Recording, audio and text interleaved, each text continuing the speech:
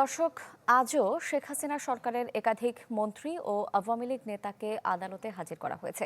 এ বিষয়ে সবশেষ পরিস্থিতি জানাতে রাজধানীর সিএমএম কোর্ট থেকে যুক্ত হচ্ছেন রমিজ হুসাইন। রমিজ, সবশেষ কি খবর আছে আপনার কাছে? নতুন করে আর কাউকে গ্রেফতার দেখানো হয়েছে কিনা? আদালতে এখন কে কে এসেছেন?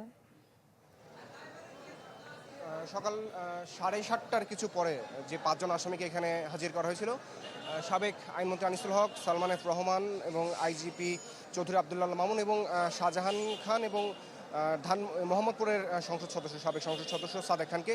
তো এখানে কিন্তু তাদেরকে 3টি মামলা এখানে হাজির করা হয়েছে, যার মধ্যে শাহবাগ থানার একটি হত্যা মামলায় সাবেক আইজিপি চৌধুরী আবদুল্লাহ মামুন তার কিন্তু 4 দিনের রিমান্ড মঞ্জুর করেছে, যদিও পুলিশের পক্ষ থেকে তার বিরুদ্ধে 10 দিনের রিমান্ড আবেদন করা হয়। সেক্ষেত্রে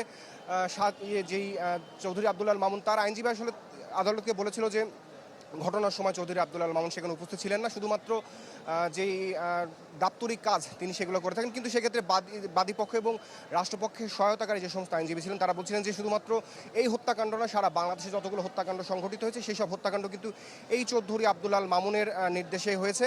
এবং ওছাড়া যে বাকি যেই 4 জন আসামি তাদেরকে কিন্তু 2টি মামলায়, একটি হচ্ছে তেজগাঁও থানা এবং একটি শেরে বাংলা নগর থানার 2টি হত্যা মামলা, এই 2টি হত্যা মামলায় এই 4 জন আসামিকে গ্রেপ্তার দেখানো হয়েছে। তবে তাদের বিরুদ্ধে কিন্তু কোনো ধরনের রিমান্ড আবেদন করা হয়নি।